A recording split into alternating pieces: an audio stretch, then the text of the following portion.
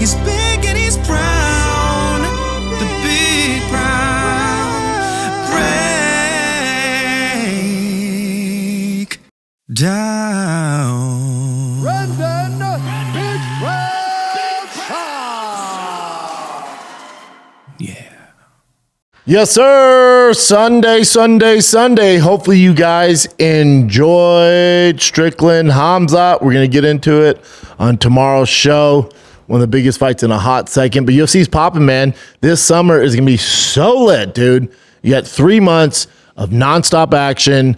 They're hearing the outcries from the fans, and they are delivering for these 3 months. I know there's a lot of kind of unhappy fans out there. You can be negative, but the UFC is delivering for these next 3 months. Let's hope they continue to do so.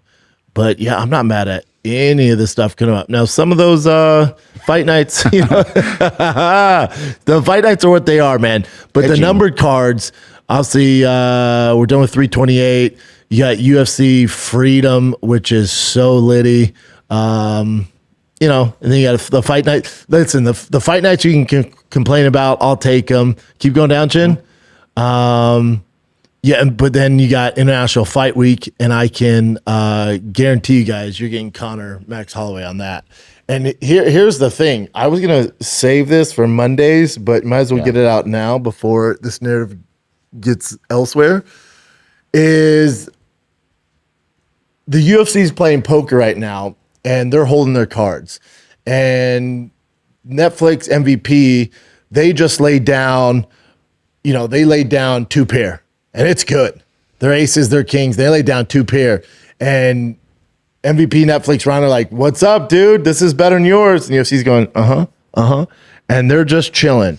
Because what they're about to lay down to Trump, and this is old school Dana White, which I love, what his Trump card, no pun intended, but his card to beat all of that, to beat the Netflix and to take the momentum away, I would be willing to bet they announce Conor versus Max Holloway International Fight Week next week. Oh, Netflix MVP, Jake Paul, you guys are getting into MMA? Cool, man. And there's not a lot of buildup around it right now, so they're just going to add fuel to the fire and just kind of trump them out, and boom, Conor Max, and it's going to be all the talk on all the outlets, and it's going to steal away the shine from the MVP card. That's what I think happens. Could be wrong. That's what I'm hearing. That's what I think is going to happen. Before we get to the fan questions, though, you guys noticing the background's a little different. I told y'all, let me cook, dude. It's a lot to move studios when it's just on Chin and I. Brian hasn't lifted a single finger, but that's expected. We don't ask him. He's older. We want to be nice to our elders. So I sent out the bat signal, and a kid from a very talented young man from Dallas, Texas answered. Our boy Brandon Vaughn, he's in studio today, and he is the gentleman who did all this art, man. Oh, he did, and this isn't the finished product either. We had to get in here. It's Friday morning, so we had to come in to knock this out because we do the fan questions on Friday, and you guys see him on Sunday. So he drove late last night. You were here till what time last night, big dog? 2 a.m. grinding it out. Again, it's not done, but it's looking pretty tasty. And this is even a throwback to the original Big Brown. If you remember, in the studio in Marina Del Rey, I had artists do the wall. Remember, I had a Bentley on there, had the Venice sign. Yeah. That was the first one. That was the first one. So we're going back to the original roots, man. That's what we're doing. Brandon Vaughn's a super talented artist. Dude makes custom furniture, crushing it, does art. Dude's in shape, dad. That's why I trust him. When people reach out to do stuff, usually if they're parents, I would hope you have your shit together and they're trustworthy. That's what sold me on this gentleman, and he's also super talented. So go check him out. It's at Brandon Vaughn. That's VAUGHN. We can't thank you enough, brother. And thanks for being here, man. Appreciate you, big dog. You're crushing it. Excited to see the final product. All right, Chin, let's get to the fan questions. So you guys know how this goes. If you don't, the YouTube ones get answered first, and then we'll get to the Instagram DM'd ones. And if you're curious on the best way to get your questions answered, submit them below in the comment section of YouTube. Chin and Nick see them, and especially when we put fan questions, makes it super easy. So that's how this rolls, man. All right. Let's get to it. At Tom Shoot -B9R. Fan question. How come the UFC hasn't done a Dancing with the Dana White Contender Series versus Tough card? Could potentially be a numbered event, a huge fight night. Ooh, I think you're really overestimating the pull of Ultimate Fighter these days. It'd be a lot of fun matchups. Like, I see what you're saying, brother. You're saying like alumni, like Dana White Contender Series versus tough tough contestants, like alumni. I thought you were saying like current. That doesn't make any sense. So it would be a lot of fun matchups like JDM versus Usman, Bryce Mitchell versus Sugar as a few examples. In my opinion, it's a win-win for the UFC because it's all homegrown talent on the card. Love the show, man. Keep up the good work. Dude, not a bad idea. The thing is you're assuming, right, to get numbers, you need the casuals. So you're assuming that the casuals keep up with Ultimate Fighter. You're assuming the casuals keep up with Dana White Contender Series, and they don't. They don't care where these guys' backgrounds are, especially in today's world. A few years ago, maybe a little different, but I think the hardcores, we might be into it. It's a little in the weeds to do crazy numbers. It's not a bad idea. Again, very hardcore take. But the casuals, they wouldn't even understand, and it'd be hard to market DWCS versus Tough, again, Paramount's like, what? So not a bad idea, especially a few years ago, but now I don't see Paramount doing it. What else you got, Jen? I don't see a thing. I think Nick cut off his name, but this guy seems cool. Sup, homies? Sup? What do you think it will take at 155 to get back to being the most exciting division in the UFC? It seems 170 and 85 are popping, and there's a transition right now, especially with guys at 155 like Dustin retiring. Yeah, you got the old heads sticking around, and they're slowly getting filtered out. Just being older, and all these guys are taking a step back. That's how it goes. Are we seeing a transition from old blood to new blood? Yeah, we thought it was going to happen a lot sooner than this, but those old heads are freaking good. So let me answer that, and then we'll get to he has two questions here. What do you think it take to get back to 55? 55 is going to be fine. It's different than heavyweight, right? Like heavyweight, when there's a lull in heavyweight, it's a lull because there's not a lot of big guys out there competing mixed martial arts. So it takes a little bit more time to get that division really popping, especially right now. We don't have a lot of promise in there. But at 55, 70, 45, 35, those lighter weight classes, I wouldn't be too worried about it. Now, if you're thinking popping like the Conor McGregor days, that's not happening. Those days are over. But as far as getting big name guys, kind of like what 170 is right now, there's a lot of talented dudes in the queue there. 55, you're talking like a year max before that thing's popping. But again, those older heads have knocked off a lot of these young prospects, and usually that transition happens a lot faster, but those older heads have a lot left in the tank, but they're slowly getting filtered out, right? Dustin, to your point, Dustin Poirier retired. Justin Gaethje has, if he loses at the White House, that's probably his last one. So you have the Charles Oliveira. I know he signed a 20-fight deal where the hell it is, but he doesn't have many left. Max Holloway, he'll probably go out and fight Conor. So you're getting the old heads out of there, and that just allows new blood to come in. So 55 is fine. I'm never worried about 55. I'm worried about 205 and heavyweight, though, at all times. Also, if Sean wins this coming Saturday, while you're watching this, he either won or lost by now. Will there be a rematch, or does Khamzat move to 205 no matter what? Khamzat moves to 205 only if he wins. If Khamzat wins, he'll jump to 205. I don't agree with it. I get why he's doing it. There's money, double champ, but he's not active too, so that's another reason why they shouldn't do it. Again, I think you should have 3 to 4 title defenses before you're even allowed to consider moving weight classes, but it's just the times we live in. If Sean wins, will there be a rematch? Yes. So depending how the fight goes, I definitely think if Sean were to win, there'd be an immediate rematch. Yeah, especially in that division. Thanks for making my work week better, guys. Rachel, I've been a fan of you, Brendan, since the early UFC days. Thanks, dude. Also, new dad advice. I'm 27, had my first son 3 months ago. I travel a lot for work. Any advice on making that work? Travel a lot. I was in the same boat, man. When I first had my son, I was traveling. I was on the road nonstop. Dude, I don't know your financial situation. I don't know. You probably have to do it because you have to, I was fortunate enough where I was able to stop traveling so much to be in my kids' life a lot more and just drop them off from school, pick them up, sports, coaching them. So I realized that's not an option for everyone. But when you're home, make it count, man. Make it count. And that doesn't mean like taking them on trips or Disney World, Disneyland, all that shit. Just your son will have a ball if you're just freaking playing in the backyard or going to the playpen at McDonald's, dude. You don't have to be anything nuts, but just be there. Make sure when you're there, it freaking counts, dude. Ooh, this name.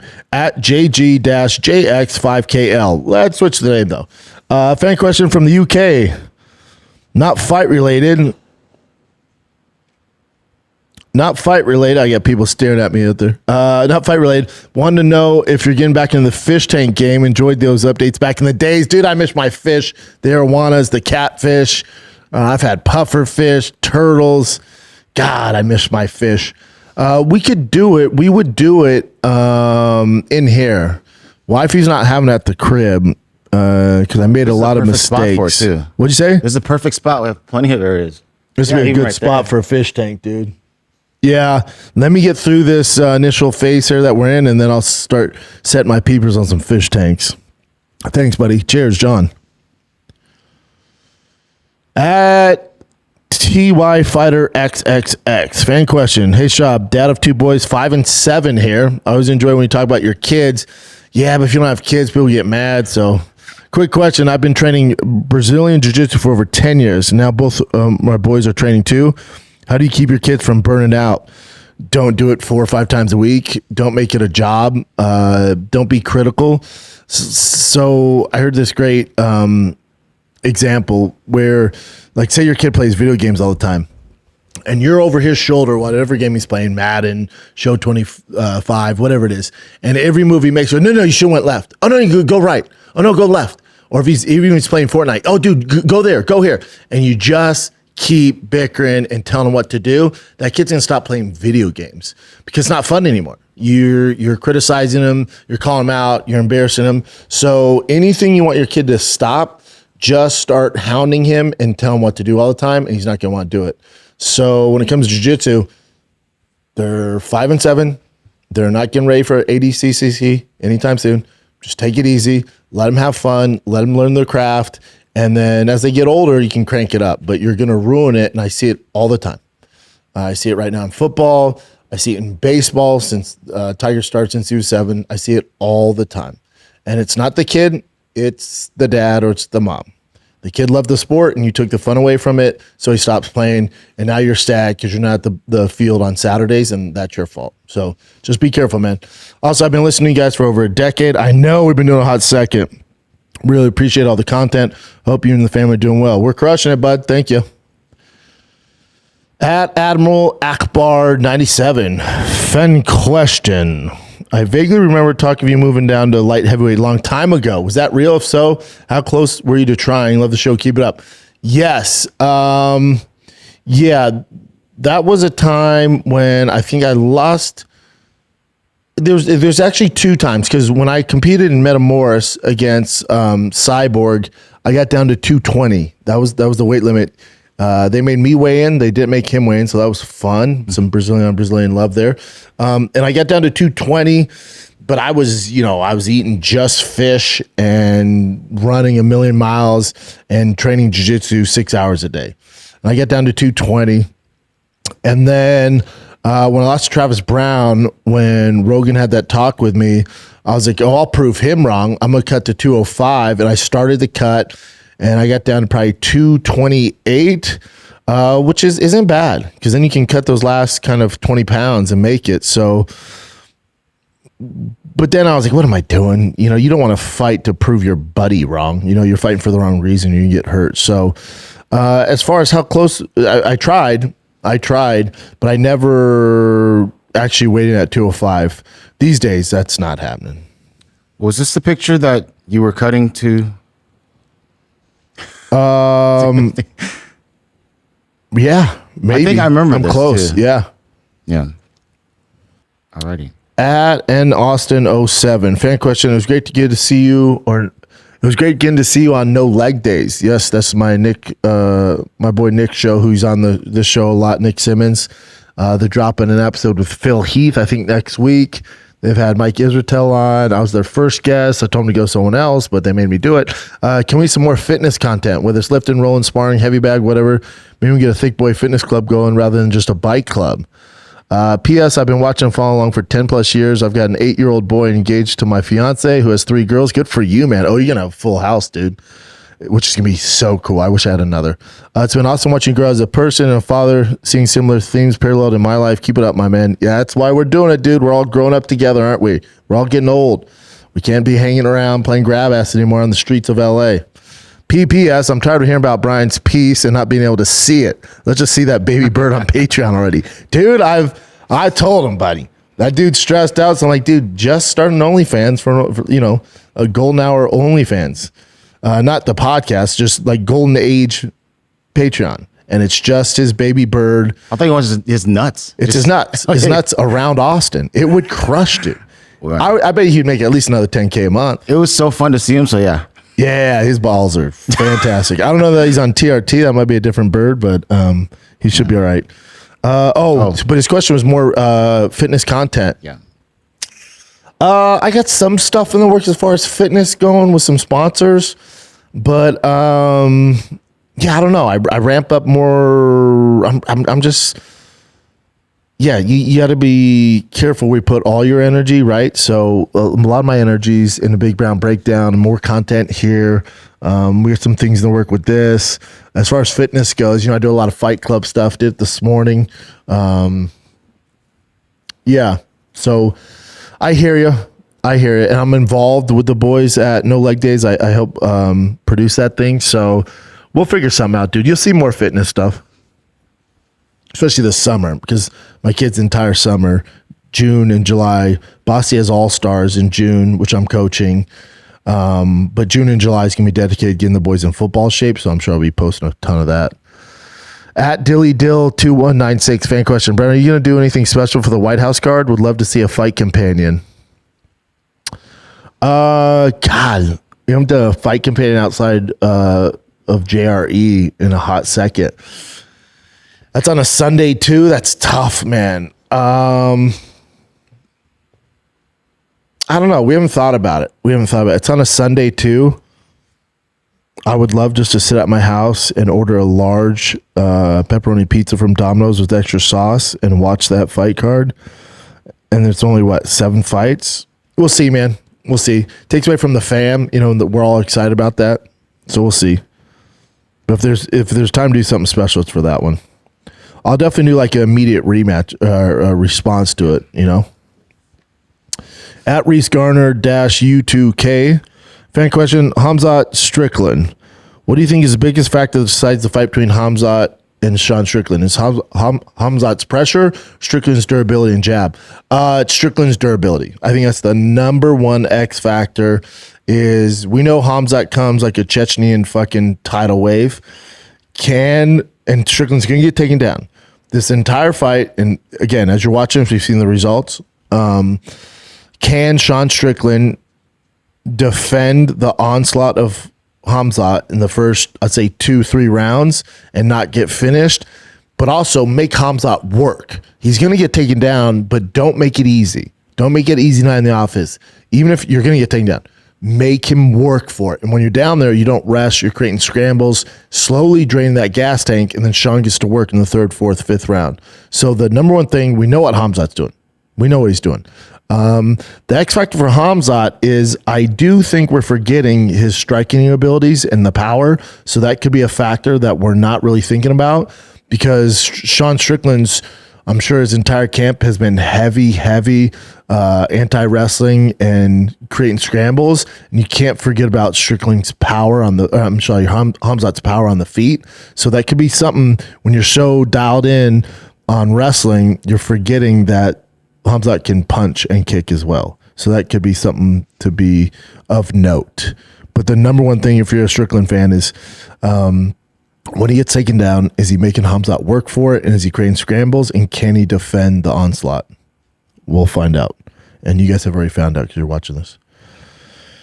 At Josh Deepies 8753. Fan question. Not sure if it's been asked, but is there any guy you trained with or stories you heard of a guy who was training or sparring could beat the very best, but just couldn't do it when it mattered? Yes. There's been a number of guys. I'm not going to call anybody out, but yeah, there's been a number of guys who are like, holy shit, this guy's never going to lose. And then for whatever reason, the lights get bright. But it's not just fighting. It's a mental thing across the board when it comes to sports. I'm sure a lot of you guys that play team sports, baseball, football. We had a guy in the CU Buffaloes, University of Colorado, in practice. I was like, oh, he's going to be All-American. He's going to get drafted in the first round.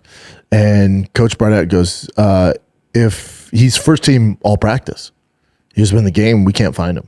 So when the pressure's on, those guys, they just kind of fade away. You see it. I see it even at 6 and 10 years old. You know, I'm at Tiger and Bossy's practices, and obviously I help coach Bossy's team. So you'll see kids now where it's like, oh, this kid's going to crush this weekend. And then when the pressure's on and the lights are bright and parents are screaming, kids nowhere to be found. But they can figure it out when they're young. When they're older, it becomes a thing. There's no figuring it out.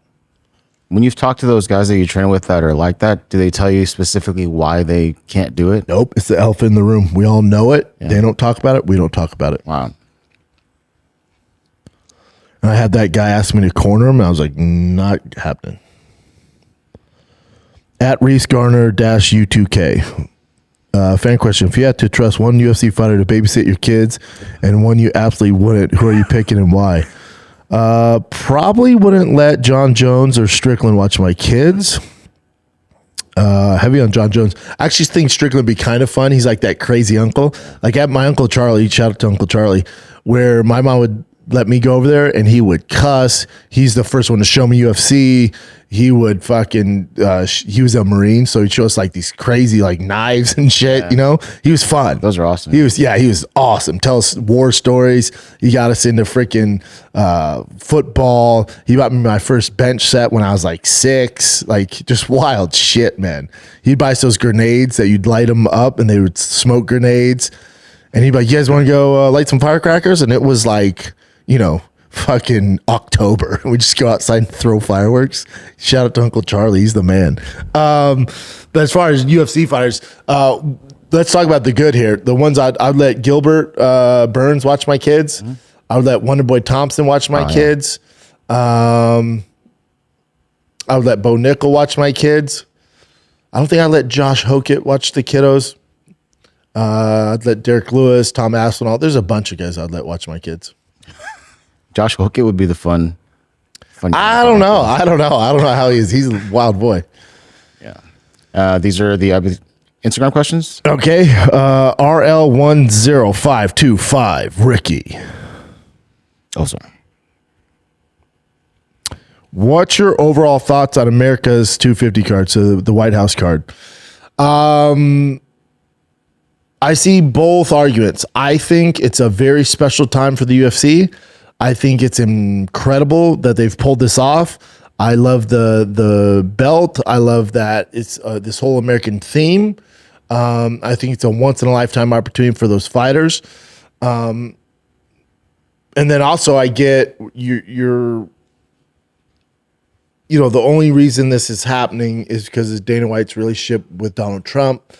Is it a kind of a I scratch my back, you scratch mine pro bono thing where, you know, obviously Trump helped speed up the process of the Paramount deal.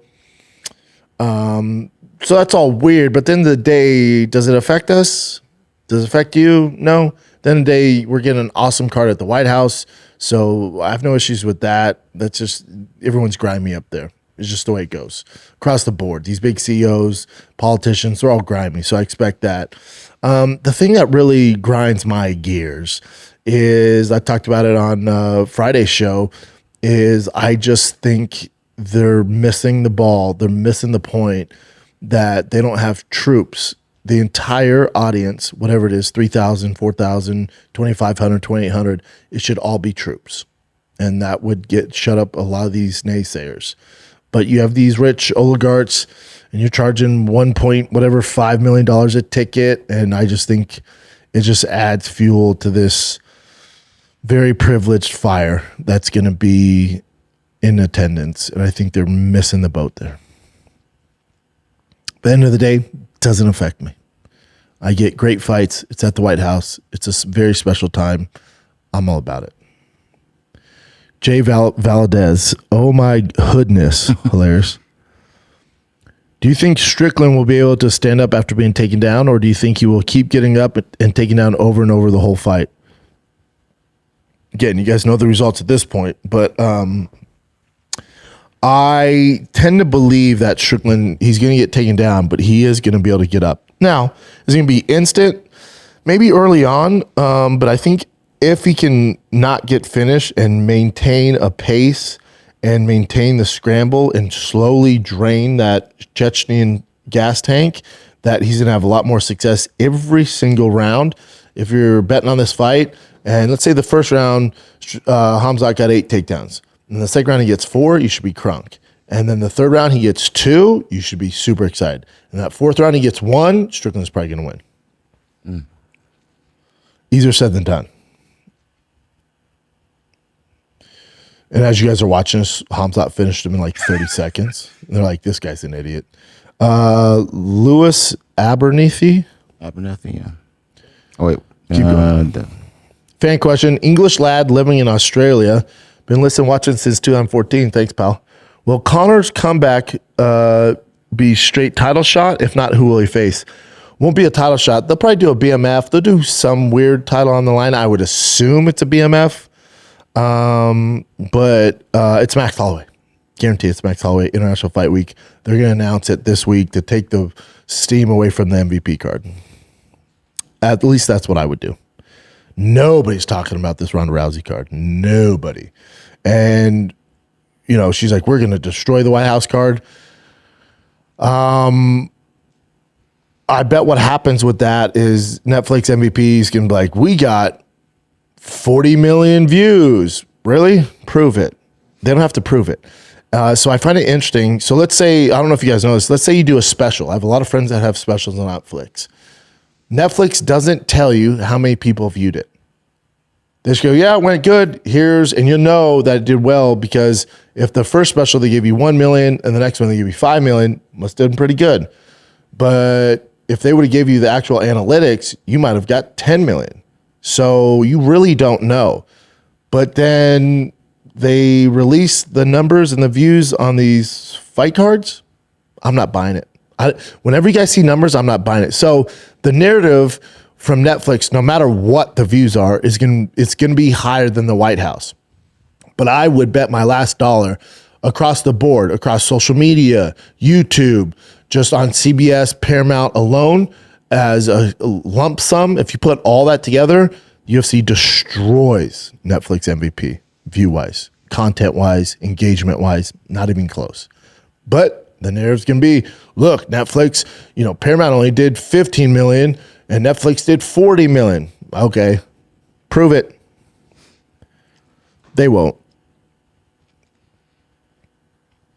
At RayV_artist. Hey, Brandon, are the vibes of Strickland pulling off a win versus Khamzat similar to when Max fought Justin at UFC 300? Fair point.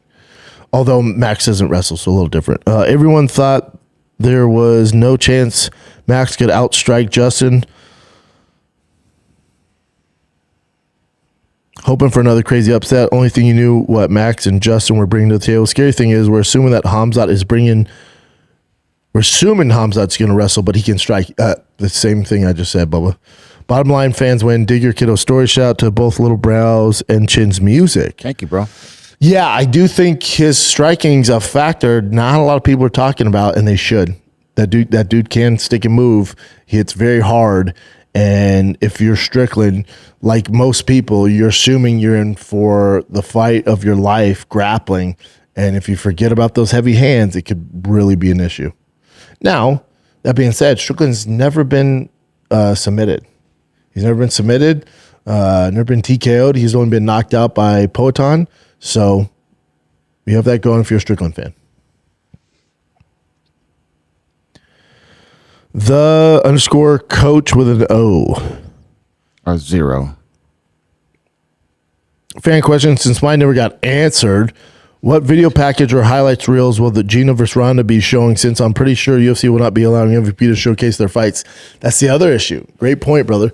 Yeah, you're going to get that weird footage of 2 40-year-old women shadow boxing, tossing training partners.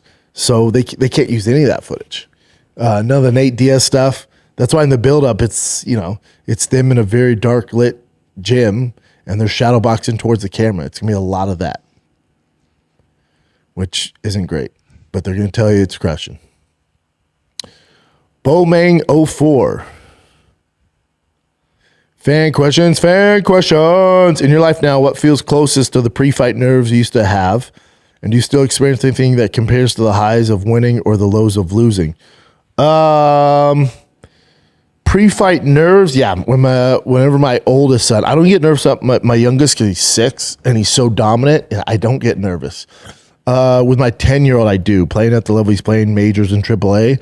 If we're playing a ranked team or a big team and he's the starting pitcher or he's closing, though, I get super nervous. And if there's anything compared to the highs, dude, my 6-year-old beat the number 1 seed, and I know everyone tells you how good their kid is. I get it. If you don't have kids, you hate it. My 6-year-old took over. I talked to him before the game. I said, buddy, you're going to have to ball out in order for us to win this game. He was like, say less. And he played the best game I've ever seen a 6-year-old have. And we won the game. We beat the number 1 seed, and he caught the last pop fly for the 3rd out, which if your kid plays T-ball and coach pitch, getting 3 outs is unheard of. My son averages, I want to say, 5 to 6 outs a game. And he caught the last fly ball. Again, if your son's involved in T-ball or coach pitch, not a lot of kids catch fly balls. My son catches all the fly balls. And he caught the game-winning one to beat the number 1 seed, and I rushed the field and picked him up. And that's the same feeling I had when I knocked out Crow Cop. Wow, that's awesome. I'm telling you, if you're deciding, if you're on the fence about having kids, I'm telling you, it's fucking dope. And even if you don't have the means, you're saying you'll figure out how to do it to have a kid to support them financially. Yeah, that's a whole different story. But sports, yeah.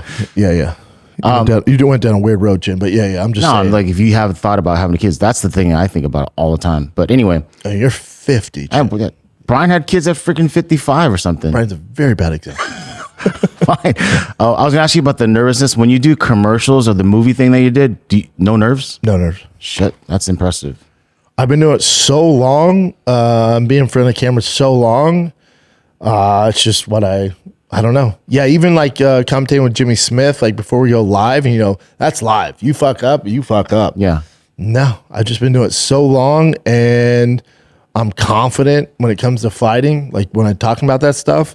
And this is more challenging than that. Like that, I have one of the smartest minds in the game to bounce off of and help me. This, I got to rent in the camera for, 3 times a week for an hour and a half and come up with content.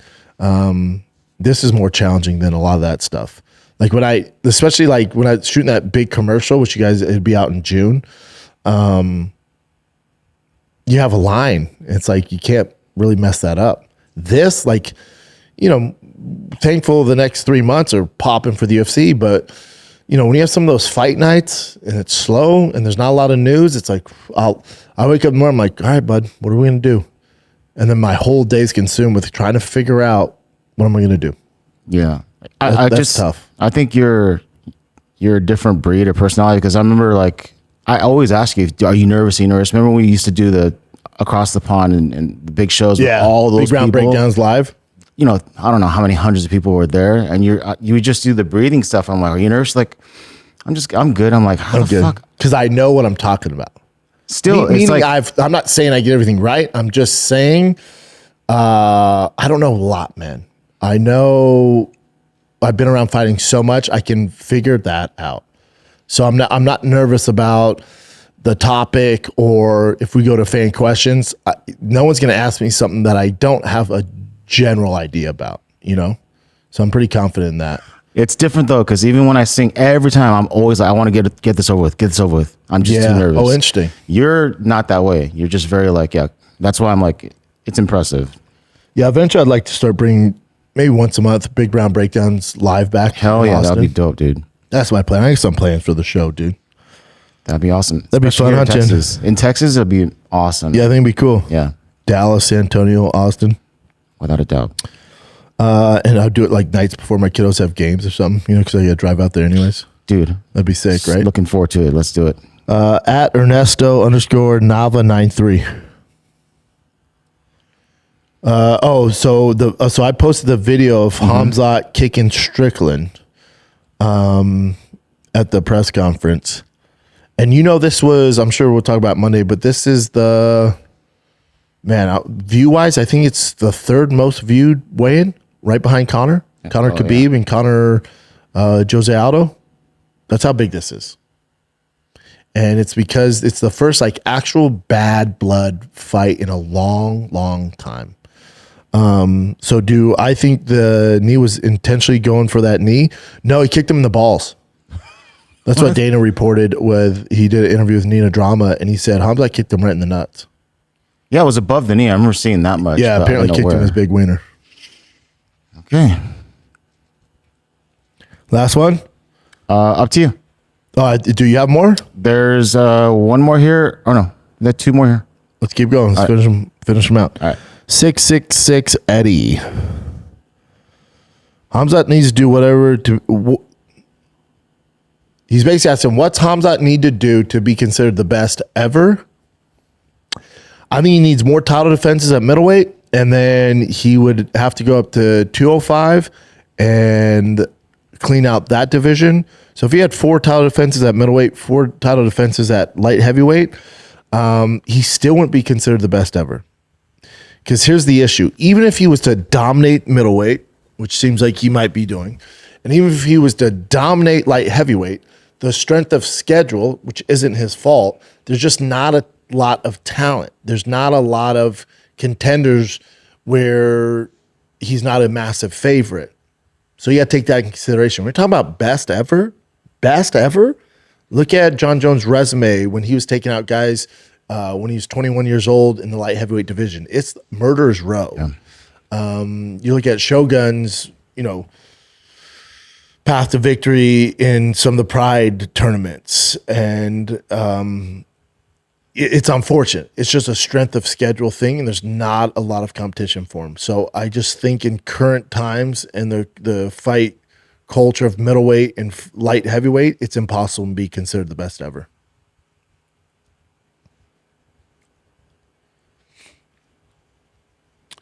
At Jay Bunnell. What are your thoughts on the UFC demoting fighters on a losing streak to Dancing with the Star? I keep saying Dancing with the Stars. Because it looks just like that. That's why. To Dana White Contender Series versus just send them their walking papers. Seems like it'd be a win-win for creating names off former stars. Oh, like Tai Tuivasa. While also giving fighters a slump of shot redemption. Not a bad idea. The issue with that is the budget. So again, could the UFC afford to do it? Absolutely. Will they? No. Because I think Tai Tuivasa he has so many fights. He's probably on 300. So are they going to pay that same salary for him to fight these up-and-comers on Dana White Contender Series? Probably not. So I would assume the only reason they don't do it is some of these, UFC fighters that are on a losing streak have big paydays. And they're not going to put that budget into the Dana White Contender Series. That's why. But it's a good idea. Big Doc 01. Fan question, Big Dog. With the UFC having the BJJ as an offshoot, do you see the UFC branding out into wrestling, bare knuckle, etc., potentially by absorbing those businesses instead of creating their own? They're in cahoots with all of them. So they own the UFC BJJ. They just signed Gilbert Burns. They have their hand, I hate to tell you guys, in RAF. There's it's weird. I'll say that. They have their hand in it. There's a reason why they're letting those guys go over there. They share equity ownership in, I think it's called American Bear. They both own that. So it gets a little weird. And then as far as bare knuckle, again, Conor and some other UFC executives also have shares in that. So I don't know if they'll absorb all those businesses. I think they're going to keep them going, but they're not threats. So there's no reason to absorb them. And they're doing their own thing. They're in a different lane. But the UFC definitely has some interest in those, business wise. Alrighty. Is that it? All right, we got a few more. This from YouTube. At William Weber, III5381. Attempt number 1. Not bad, dude. It's honest. Who are the current guys with the potential to have a decade-plus career like Clay Guida or Arlovsky, and what qualifies lead to longevity, or is that no longer possible in the modern UFC? No, I think it's possible. Guys who are current guys with the potential, a lot of it's their fighting style and just durability. It's some of the things, they go hand in hand. So like a Nate Diaz had a long career, right? He's not a really explosive guy. His fighting style was more volume, dependent on his cardio. He wasn't relying on his power. So for the lighter weights, and especially the heavier weights, is if you're a guy who brings the action and you're dependent on your speed and your power, those things diminish as you get older. And then if that was your main skill set and that's gone, you're kind of screwed. So with a guy like a Nate Diaz or a Jim Miller or a Matt Brown, these guys were pretty well-rounded, and they could get the job done even later in their careers. Now, as far as guys that are going to be able to go for a long time, I mean, I'm looking through. I'm trying to find some young guys. Younger, probably lighter weights. Right? Ian Machado could probably go for a very long time because he doesn't really take much damage. His style, I mean, obviously he's dependent on his footwork, but I could see him stick around for a long time.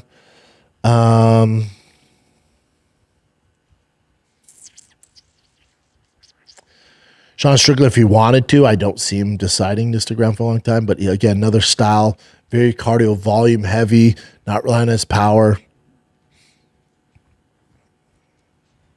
Yeah, it's tough because a lot of it has to do, I don't even say luck, but genetics where you're really durable, you don't get injured a lot.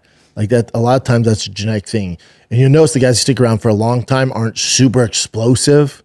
Like those super muscular guys that are super explosive, they get hurt down the road. They rely heavy on power, not technique. Those guys don't stick around. So a lot of it has to do with your genetic makeup and stuff like that. Islam's a guy who'd stick around for a long time. Again, I don't see him doing it. And the reason you don't see a lot of these guys doing it is some of the guys I've mentioned made a lot of money, so they don't have to. Some of the other guys you see stick around, like these super guys who are super long in the tooth, they never made fuck you money. So they have, by the luck of the draw, the genetic makeup where they don't get injured. They have a style that relies on volume, and they have well-rounded skills. And they can just keep fighting for a long time. They're getting these paydays and, putting money away, hopefully paying off the house, but they don't have fuck you money. A lot of these guys have fuck you money, so they stop fighting. Okay. At SoCal 3DH47. Fan question.